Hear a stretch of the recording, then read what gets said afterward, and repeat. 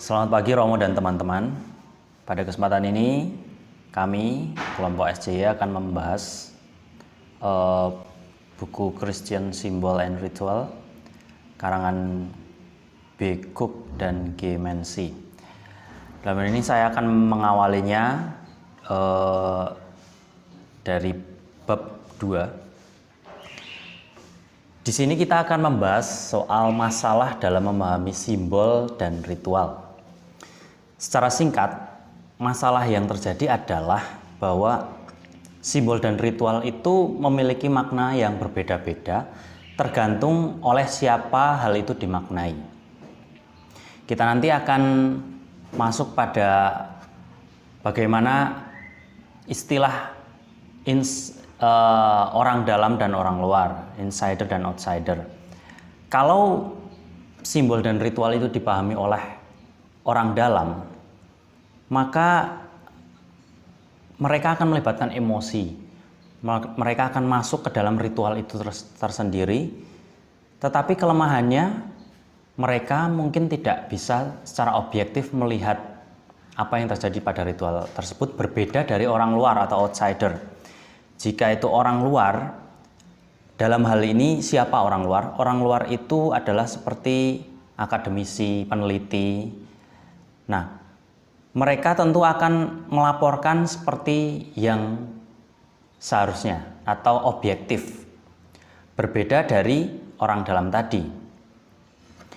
Seseorang yang disebut orang luar akan dapat mengevaluasi dengan lebih baik bagaimana ritual tersebut dijalankan.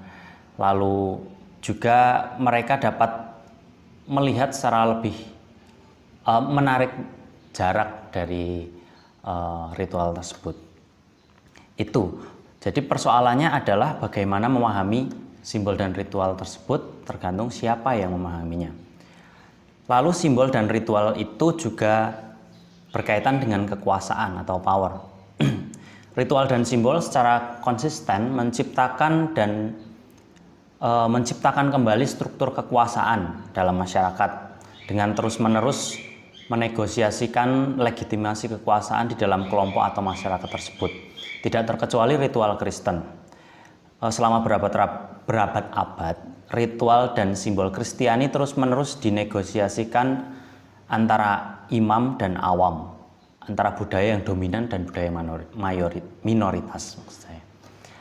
Lalu simbol dan ritual itu juga sifatnya ambigu. Kenapa? Karena simbol itu bersifat polivalen, artinya memiliki beberapa arti pada saat yang bersamaan.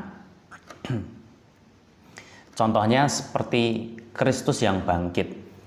Itu antara orang-orang Katolik Roma yang ajaran resmi Gereja Katolik Roma dengan pemahaman keluarga yang sederhana mengenai Kristus yang bangkit itu tentu saja sangat berbeda. Lalu juga simbol dan ritual itu unik. Dalam arti ritual itu tidak bisa terulang dan tidak pernah umum. Lalu ritual itu juga berkaitan dengan ritual persahabatan dan pernikahan.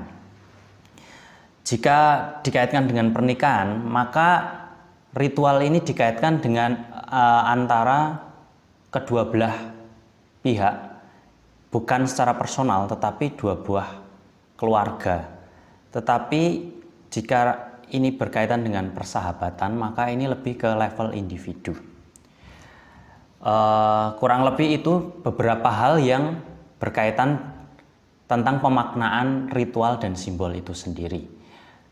Dan nanti pada butir-butir selanjutnya akan lebih dijelaskan secara lebih spesifik. Terima kasih. Dalam bab 2 ini kita akan membahas ritual dalam konteks Kristen. Ritual dalam konteks Kristen ini adalah sebuah memori atau ingatan akan seluruh hidup Yesus Kristus. Dalam karya mujizat, Yesus tidak hanya melambangkan kepedulian Yesus untuk menyembuhkan, tetapi juga sebuah tindakan Allah yang berbelas kasih yang bekerja melalui Yesus dan yang memberdayakannya dengan roh kreatif ilahi. Maka tindakan Yesus seluruhnya juga melambangkan tindakan Allah. Kematian Yesus menjadi sumber keselamatan, dan kematian Yesus menciptakan kehidupan baru yang karenanya ada kebangkitan.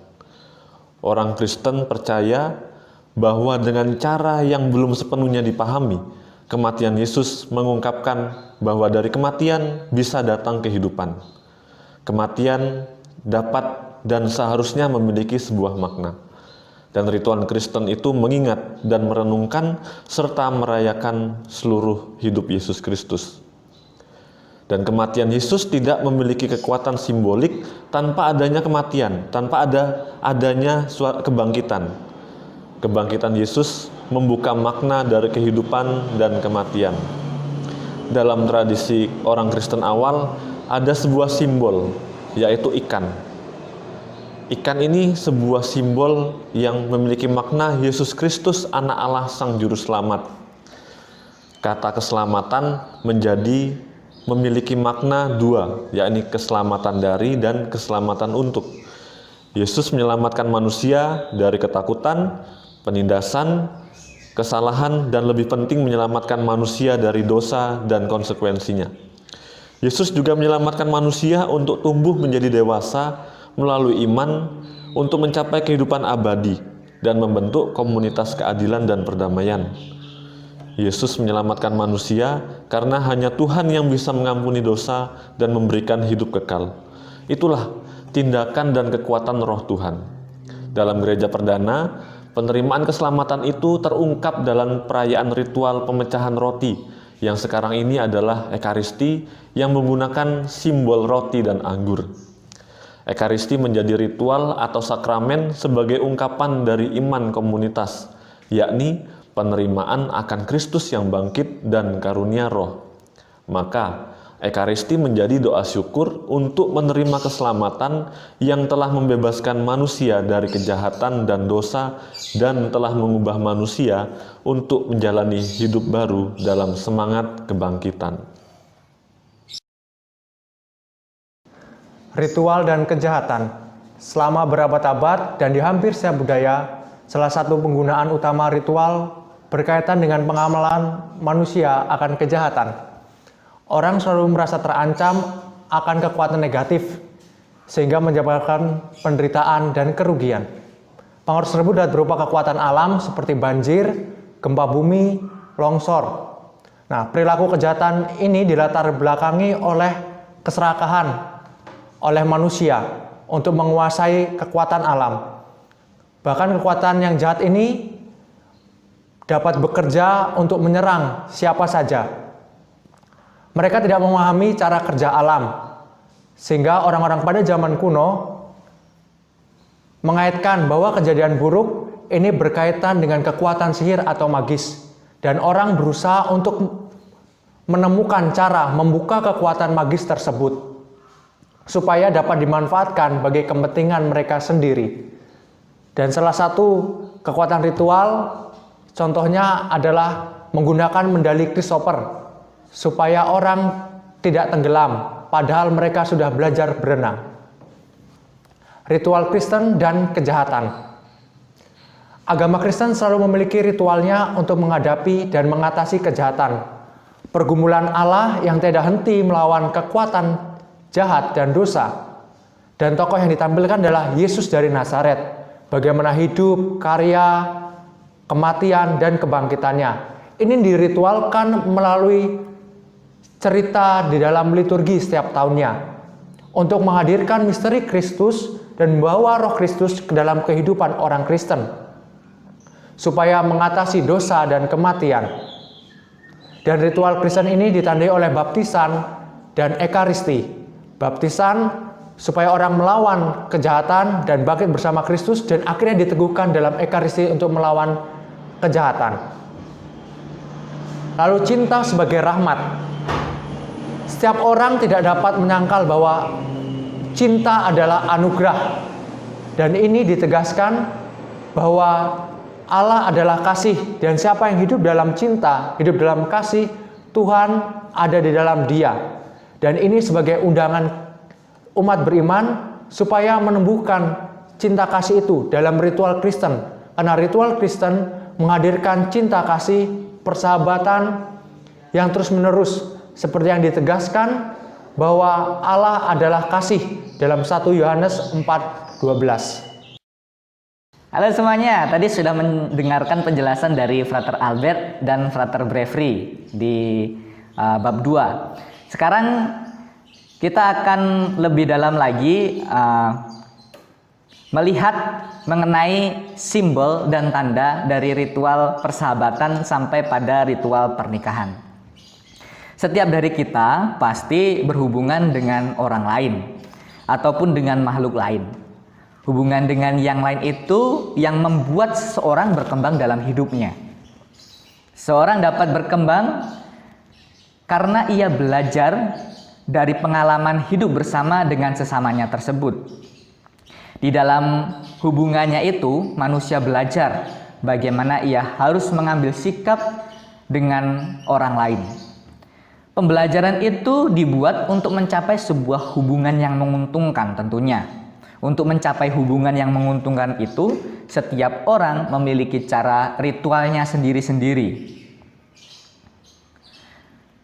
Yang penting, yang paling berharga dari proses perkembangan hubungan tersebut adalah sebuah cinta dan persahabatan. Mengapa persahabatan? Hubungan persahabatan merupakan hubungan yang sangat pribadi antara satu orang dengan satu orang yang lainnya. Di dalam persahabatan ada sebuah keberanian untuk menyampaikan kritikan ataupun pujian karena mereka saling mengenal satu dengan yang lainnya. Perkembangan orang selalu dipengaruhi oleh perkembangan hidup dan hubungan seorang dengan yang lainnya. Seperti pertama, ketika kita lahir pasti pertama-tama kita berhubungan dengan orang tua kita. Kemudian di masyarakat luas, bekerja, dan sampai pada hubungan dengan orang lain, seseorang yang sangat intim, yaitu pernikahan. Sebelum Gereja Katolik memasukkan perkawinan atau pernikahan di dalam ritus resmi gereja, ada sebuah kebiasaan bahwa perkawinan dilakukan untuk memperjelas garis keturunan, mempertahankan status kedudukan, mempertahankan kekayaan keluarga, dan lain sebagainya.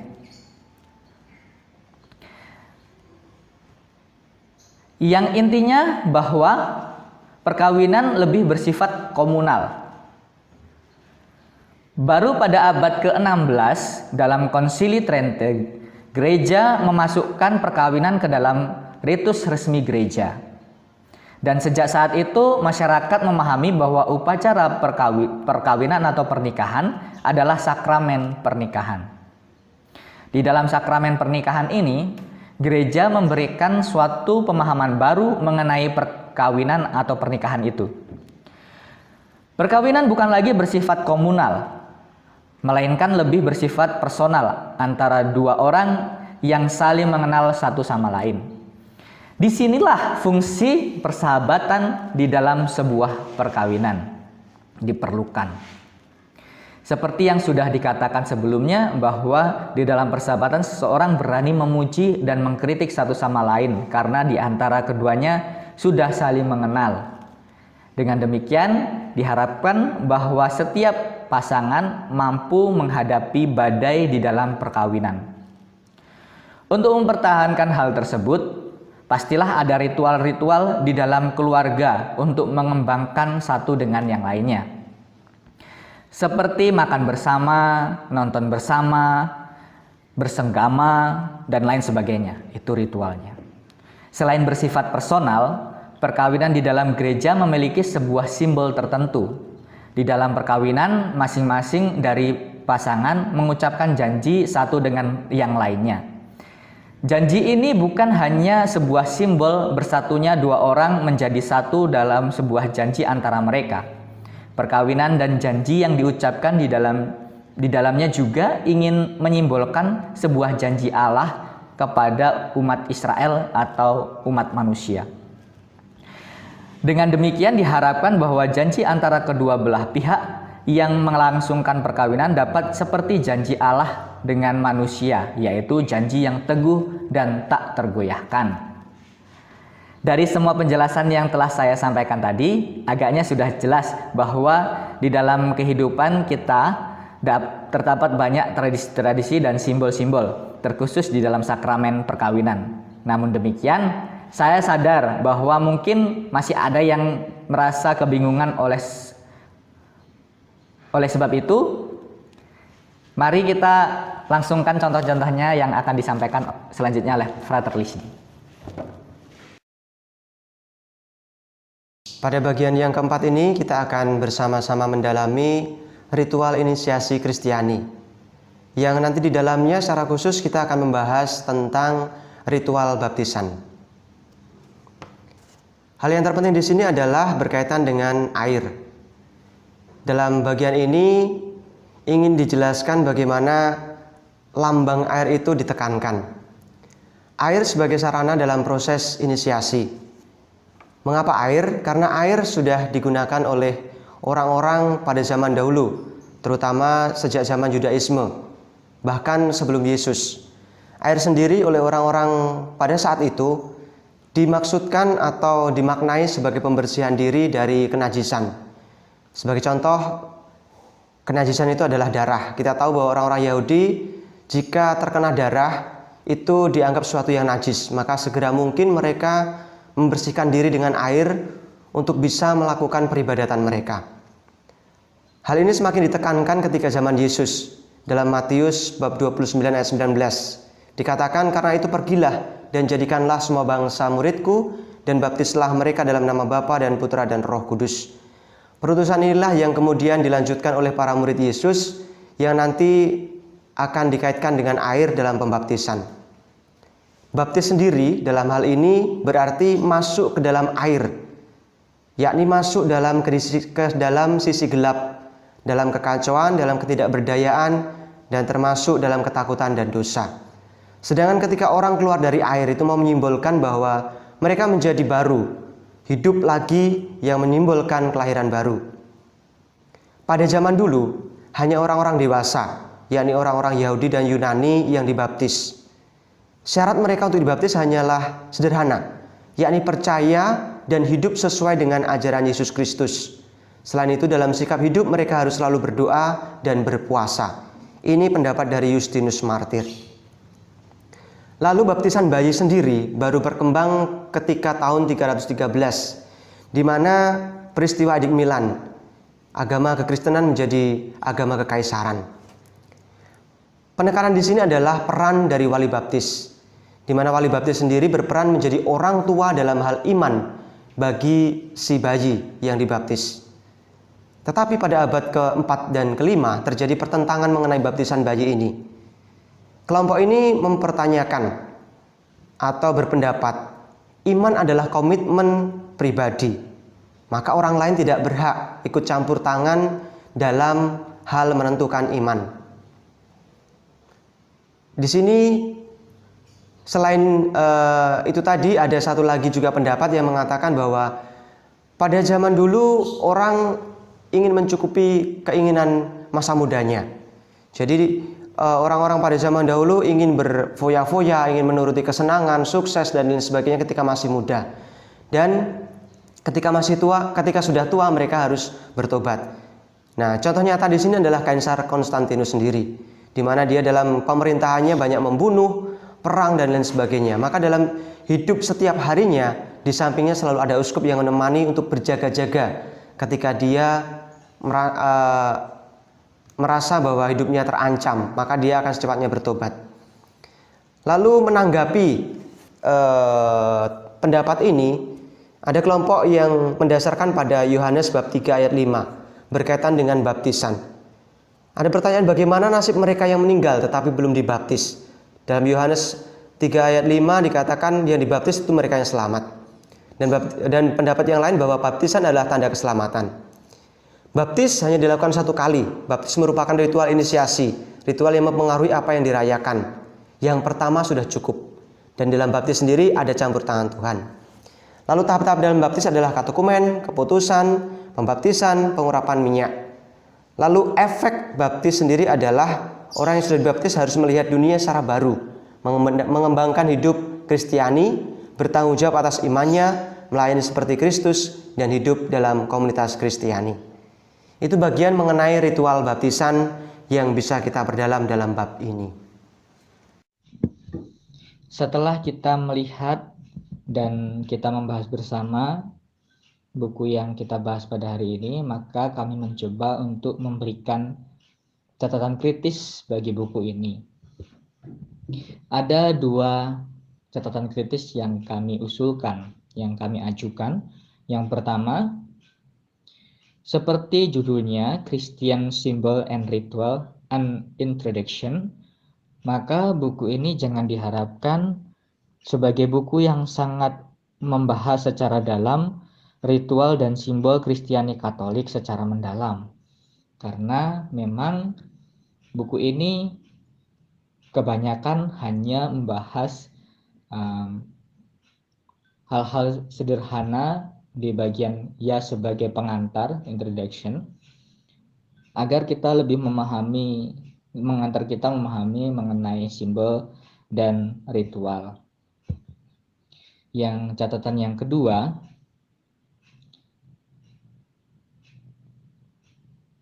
bagian simbol dalam buku ini banyak dibahas pada bagian pengantar saja. Sedangkan di dalam bagian isi itu hanya bisa dikatakan hanya beberapa hal yang menyangkut mengenai simbol. Maka setelah melihat ini, mungkin dari para frater, bagi para mahasiswa yang ingin menambahi kritikan, kami persilahkan. Maka kami mengucapkan terima kasih telah mendengarkan presentasi kami. Semoga presentasi kami dapat menjadi sebuah hal yang membuka pikiran kita masing-masing. Terima kasih.